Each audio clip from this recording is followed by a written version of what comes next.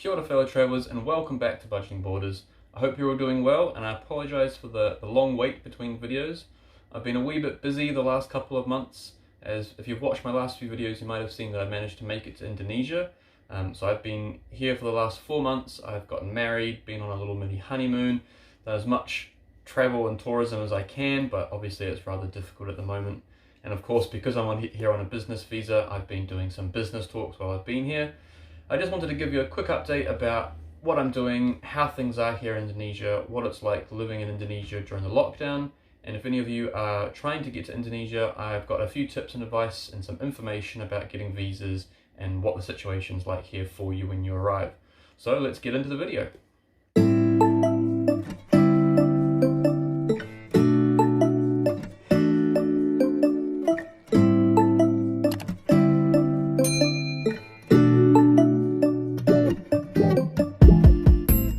So in my last video I talked about how I managed to get to Indonesia from Australia and on what sort of visa I used, and just gave a bit of information about that whole process. Just a quick recap, I applied for a B211A Visa, which is the business talks visa, and that lets you come to Indonesia with the intention of having business meetings or conducting some form of business while you're here in Indonesia.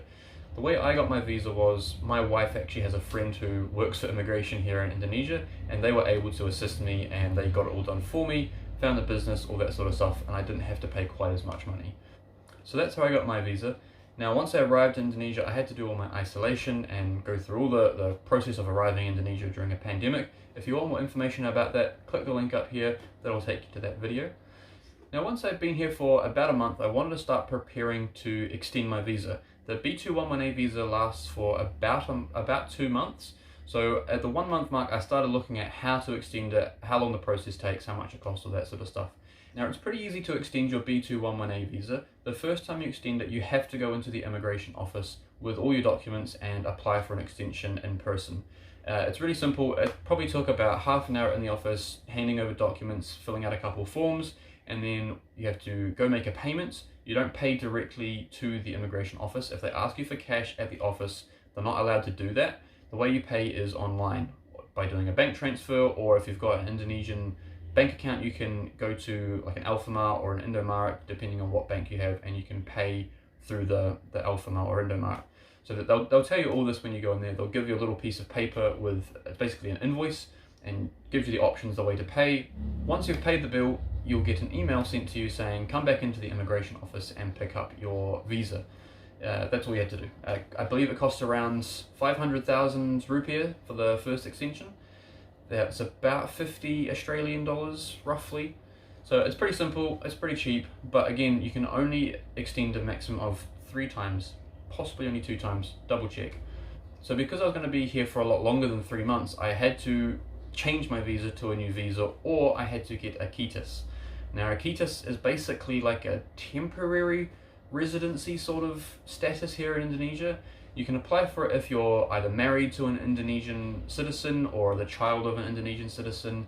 You can also get work KITASes, Kitai, don't know what that's called, but you can get ones for work that your business has to apply for you. The one I could apply for was the partnership KITAS, because my wife is obviously an Indonesian citizen, but the process takes quite a while. It's very expensive. It costs around 1,000 Australian dollars. It's about 10 or 11 million rupiah, and it only lasts for 1 year, and at the end of that year you have to pay again 10 million rupiah. So every year it costs you 10 million rupiah. But the bonus of having this is it allows you to get things like a driver's license. You can open a bank here in Indonesia. You can come and go to Indonesia as much as you like, even during the pandemic. So if you are planning on spending a lot of time here in Indonesia, then obviously it is worth it.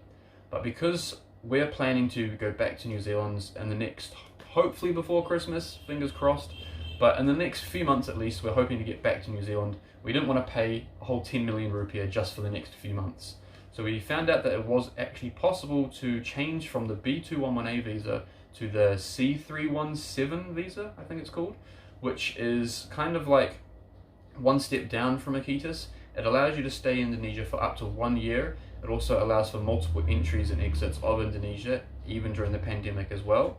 The only real difference is the price. So the price for it cost, I think all up total, it was about 5 million rupiah.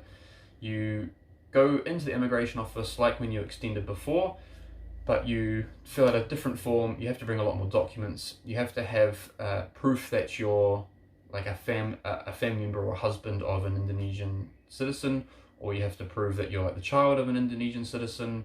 So the C317 visa is like a family reuniting visa kind of deal. It allows people that are married to or the child of an Indonesian citizen who have been outside of Indonesia and have come back and want to stay for a longer period of time. So that's me. I'm a husband of an Indonesian citizen. So I applied for this visa much the same way as I applied for the extension to my previous visa. Go into the immigration office, fill out a bunch of forms, have to hand over a whole bunch of documents like proof of marriage. I have to have proof that I wasn't married in any other country as well. I had to get information from my wife, such as her family card, which is a document they have here registering their whole family as like one big card, and a few other bits and bobs. But you take it all in there. It takes about maybe half an hour to fill out all the documents, print off all the identification copies that you need, all that sort of stuff. So once you've filled out all the documents, you'll be given a link to a website, and you'll be told to basically go home and do an online application as well. You'll pay, I think it was about half the price of the whole visa. It was about 2.5 million rupiah. Some of it was in USD, so I think it was like 250 US dollars plus another 200 Indonesian rupiah for like the processing fees and that sort of stuff. But you go through this little website, fill out some forms online, send them through, and then you'll get an email saying, cool, that part of the visa is done, come back into the office, fill out the remaining forms, and then pay the remainder of the visa, which they will give you the little slip that has the different ways you can pay. Again, don't pay in the immigration office, don't give anyone in the immigration office cash. And when you go into the immigration office, you'll see there's tons of signs everywhere saying, don't bribe people, don't, if anyone asks you for money, don't give them cash.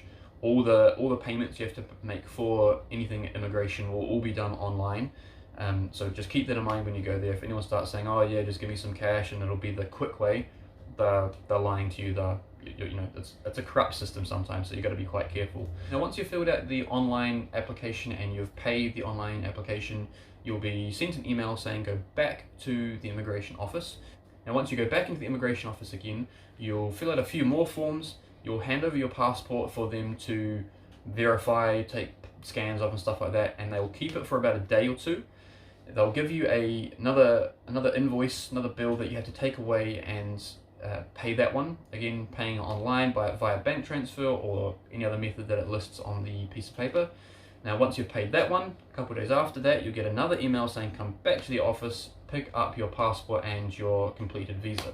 So it is about maybe a week turnaround maximum-ish. I think we got it all done in about 3 days. We applied online first, I think, because we'd read about it first and you can apply online first. So we applied online first, we paid everything, we went into the immigration office, did our documents, did everything. I think we paid there as well, and then we handed our passport over, and then we came back a couple of days later once we got the email saying that the passport was ready to pick up. So it just depends on if you're going to do it online first or if you're going to go into the office first to get all the information and make sure this visa is correct for you. You can always call them up and ask them as well. Sometimes their call lines are a bit busy, but give it a try. If you're lucky, maybe you get through and they can tell you exactly what you need to do step by step for your specific situation. But again, it's pretty simple, it's pretty easy. The people in the immigration office that I've dealt with have all been really friendly, really kind. No one's asked me for cash as well, so they seem pretty trustworthy.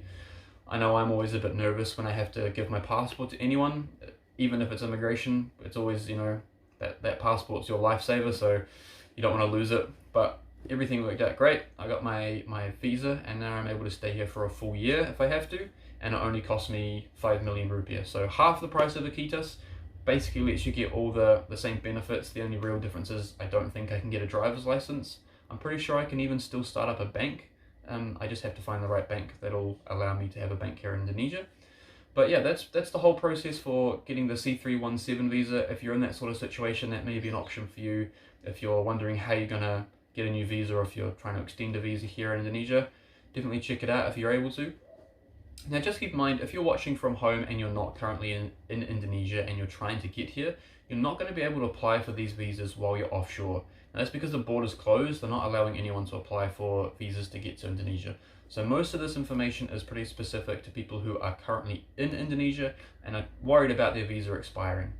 If you're trying to get to Indonesia at the moment, you're just going to have to wait until the borders open back up, I'm afraid. Now that's all I've got for you today, guys. I know it was probably a bit of a short video, and again I apologize for the long wait between videos. As I said, been busy, getting married, honeymoon, all that sort of stuff. The wife's obviously got to come first. But hopefully I'll come out with a couple more videos in the next couple of weeks maybe, and I'll give you a bit of an update about what's going on here in Indonesia, how the lockdown's going on, how Indonesia's handling this whole pandemic. So if that sounds like something you'll be interested in, don't forget to subscribe to the channel, like the video if you enjoyed it, and if you've got any questions or comments, anything specific to your situation about immigration or anything here in Indonesia, leave a comment below. I reply to everyone. But until next time, guys, that's all. You have a good day. Bye. If you enjoyed this video, don't forget to hit the like button and subscribe for more videos related to travel and work.